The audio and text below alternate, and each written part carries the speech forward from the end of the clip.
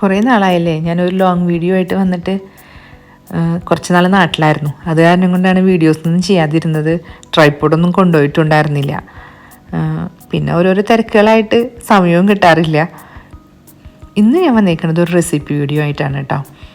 എല്ലാവരും കുറേ ഫ്രണ്ട്സ് ചോദിച്ചൊരു വീഡിയോ ആണ്.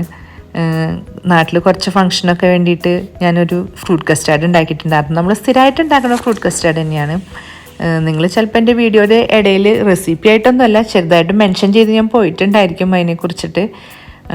നാട്ടിലത് ഉണ്ടാക്കി കഴിഞ്ഞപ്പോൾ എല്ലാവരും റെസിപ്പി ചോദിച്ചു കേട്ടോ. എന്നാൽ ഞാൻ കരുതി അതൊന്ന് ചെയ്യാമെന്ന്. നല്ല ഈസി ആയിട്ടുള്ള റെസിപ്പിയാണ് കേട്ടോ. അപ്പോൾ എല്ലാവരും ഒന്ന് ട്രൈ ചെയ്ത് നോക്കിക്കോളൂ. ഹായ് ഫ്രണ്ട്സ്, എല്ലാവർക്കും രമ്യാസ് രുചിക്കൂട്ടിലേക്ക് സ്വാഗതം.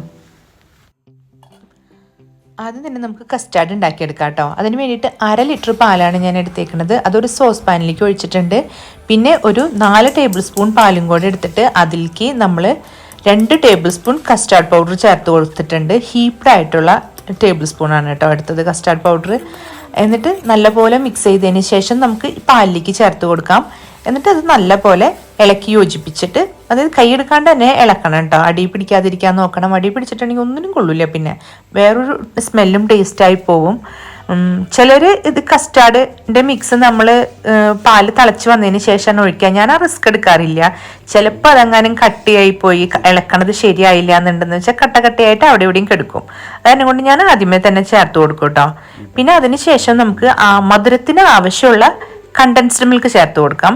പഞ്ചസാര ചേർത്താലും മതി, കുഴപ്പമൊന്നുമില്ല. നല്ലപോലെ കുറുകി വരുമ്പോൾ ഇത് മാറ്റി വയ്ക്കാം കേട്ടോ. നല്ലപോലെ ചൂടാറി കിട്ടണം നമുക്കത്. അടുത്തതായിട്ട് നമുക്ക് ഫ്രൂട്ട്സ് ഓരോന്ന് കട്ട് ചെയ്തെടുക്കാം. ഈ വാട്ടർമെലൻ ചേർത്തത് എൻ്റെ തെറ്റായ തീരുമാനമായിരുന്നു. വാട്ടർമെലൻ ചേർത്ത് കുറച്ച് സമയം കഴിഞ്ഞപ്പോൾ അതിൻ്റെ വെള്ളമൊക്കെ കസ്റ്റാർഡിലേക്ക് ഇറങ്ങിയിട്ട് എന്താ പറയുക, വാട്ടർമെലൻ കസ്റ്റർഡ് അതേ മാതിരിയായി. ബാക്കിയുള്ള ഫ്രൂട്ട്സിൻ്റെ ഒന്നും ടേസ്റ്റ് ഉണ്ടായിരുന്നില്ല. അത് കാരണം കൊണ്ട് വാട്ടർമെലൻ ചേർക്കണ്ട, അതാണ് എൻ്റെ അഭിപ്രായം കേട്ടോ. പിന്നീട് ഞാൻ കുറച്ച് സ്ട്രോബെറി എടുത്തിട്ടുണ്ട്. പിന്നെ ഗ്രേപ്സ് എടുത്തിട്ടുണ്ട്. ഗ്രേപ്സ് ബ്ലാക്കും അതുപോലെ തന്നെ ഗ്രീനും എടുത്തിട്ടുണ്ട് കേട്ടോ. ഇതൊക്കെയും നമ്മൾക്ക് ചെറിയ ചെറിയ കഷ്ണങ്ങളായിട്ട് അരിഞ്ഞെടുക്കാം. പിന്നെ എടുത്തത് നമ്മൾ ഡ്രാഗൺ ഫ്രൂട്ടായിരുന്നു. നിങ്ങൾക്ക് ഇന്ന ഫ്രൂട്ടൊന്നും ഇല്ല കേട്ടോ. ഫ്രൂട്ട്സിൻ്റെ അവൈലബിലിറ്റി അനുസരിച്ചിട്ട് എന്ത് ഫ്രൂട്ട്സും ഇതിൽ കൂടെ ചേർക്കാം. വാട്ടർമെലൻ മാത്രമാണ് എനിക്ക് ഇതുവരെയ്ക്കും പ്രശ്നമായിട്ട് തോന്നിയിട്ടുള്ളൂ. ബാക്കിയൊന്നും അത്ര പ്രശ്നമായിട്ട് തോന്നിയിട്ടില്ല കേട്ടോ. ഇപ്പം ഞാൻ കുറേ പ്രാവശ്യമായി ഉണ്ടാക്കണു. ഈ ഒരു പ്രാവശ്യം മാത്രമാണ് വാട്ടർമെലൻ ചേർക്കാൻ തോന്നിയത്. അത് ഫ്ലോപ്പ് ആവുകയും ചെയ്തു. പിന്നെ പറ്റുകയാണെന്നുണ്ടെങ്കിൽ നേന്ത്രപ്പഴം ചേർക്കാനായിട്ട് ശ്രദ്ധിക്കണം കേട്ടോ. നേന്ത്രപ്പഴം ചേർത്ത് കഴിഞ്ഞിട്ടുണ്ടെങ്കിൽ വേറൊരു ടേസ്റ്റ് തന്നെയാണ്. എൻ്റെ ഒരു പേഴ്സണൽ ഫേവറേറ്റ് ആണ് നേന്ത്രപ്പഴം. ഇല്ലാണ്ട് എനിക്ക് ഫ്രൂട്ട് കസ്റ്റാർഡ് എന്നല്ല, ഒരു ഫ്രൂട്ട് മിക്സ് വന്നു കഴിഞ്ഞിട്ടുണ്ടെങ്കിൽ പോലും നേന്ത്രപ്പഴം ഇല്ലാണ്ട് എനിക്കത് ചിന്തിക്കാനേ പറ്റില്ല എന്ന് പറഞ്ഞ മാതിരിയാണ്. എനിക്കതിൻ്റെ ടേസ്റ്റ് ഭയങ്കര ഇഷ്ടമാണ്. ഒന്ന് ട്രൈ ചെയ്ത് നോക്കാം. ഇതുവരെ ട്രൈ ചെയ്തിട്ടില്ലെങ്കിൽ എല്ലാവർക്കും ഇഷ്ടപ്പെടുന്നു ഞാൻ പറയണില്ല കേട്ടോ. കാരണം ഓരോരുത്തർക്കും ഓരോ ഫേവറേറ്റ്സ് ആണല്ലോ ഉള്ളത്. അപ്പോൾ ഒന്ന് ട്രൈ ചെയ്ത് നോക്കിക്കോളൂ. പിന്നെ ഞാൻ കുറച്ച് അനാറും കൂടെ എടുക്കുന്നുണ്ട്. അനാറിട്ട് കഴിഞ്ഞിട്ടുണ്ടെങ്കിൽ നല്ലൊരു ഭംഗിയാണ്. നല്ല കളറുള്ള അനാറ് തന്നെ നോക്കി വാങ്ങാൻ ശ്രദ്ധിക്കുക. അപ്പോൾ നമ്മുടെ ഫ്രൂട്ട്സൊക്കെ ഒരുവിധം അരിഞ്ഞ് കഴിഞ്ഞിട്ടുണ്ട്. ഇനി നമുക്ക് ബനാനയാണ് അരിഞ്ഞെടുക്കാനുള്ളത്. അതും കൂടെ അരിഞ്ഞെടുക്കുക. അപ്പോഴത്തേക്കും നമ്മുടെ നേരത്തെ ഉണ്ടാക്കി വെച്ചിട്ടുള്ള കസ്റ്റാർഡ് നല്ലപോലെ ഒന്ന് തണുത്ത് വന്നിട്ടുണ്ടായിരിക്കണം. തണുത്ത കസ്റ്റാർഡിലേക്കാണ് കേട്ടോ നമ്മൾ ഇത് ചേർത്ത് കൊടുക്കേണ്ടത്. ചൂടോട് കൂടിയിട്ട് ഫ്രൂട്ട്സ് ചേർക്കരുത്. അല്ല ഇപ്പം നിങ്ങൾക്ക് ആരെങ്കിലും ഗസ്റ്റൊക്കെ വരികയാണെന്നുണ്ടെന്ന് വെച്ച് കഴിഞ്ഞിട്ടുണ്ടെങ്കിൽ കസ്റ്റാർഡൊക്കെ നേരത്തെ തന്നെ ഉണ്ടാക്കി വയ്ക്കാം. എന്നിട്ട് അവസാനം അതായത് ഫ്രൂട്ട്സ് പിന്നെ ആ സമയത്തേക്കൊന്ന് അരിഞ്ഞ് ചേർത്ത് ഒരു ഇച്ചിരി നേരം ഫ്രിഡ്ജിൽ വെച്ചിരുന്നാൽ മതി കേട്ടോ. പിന്നെ ഞാൻ ഇതിൻ്റെ കൂടെ ചേർക്കണത് നമ്മളൊരു ഹെൽത്ത് മിക്സ് ഉണ്ടാക്കിയിട്ടുണ്ടായിരുന്നല്ലോ, കുറേ നട്ട്സൊക്കെ പൊടിച്ചിട്ട്.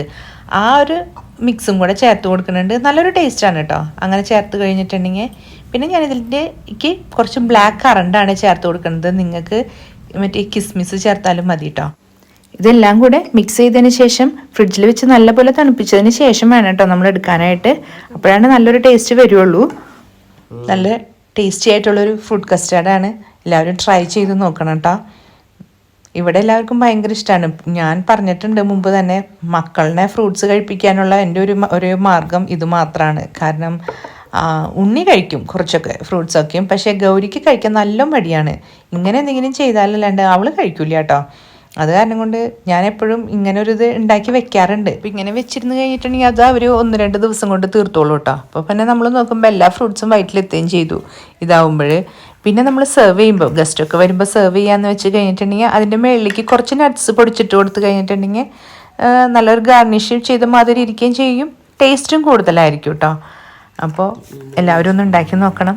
ഇഷ്ടപ്പെടുകയാണെന്നുണ്ടെങ്കിൽ വീഡിയോ ലൈക്ക് ചെയ്തോളൂ, ചാനൽ സബ്സ്ക്രൈബ് ചെയ്യണം, ഫ്രണ്ട്സിൻ്റെയും ഫാമിലിൻ്റെയും കൂടെ ഷെയർ ചെയ്യാനും മറക്കരുത് കേട്ടോ. പിന്നെ അടുത്ത വീഡിയോയിൽ കാണുന്നത് വരയ്ക്കും ഗുഡ് ബൈ, താങ്ക് യു.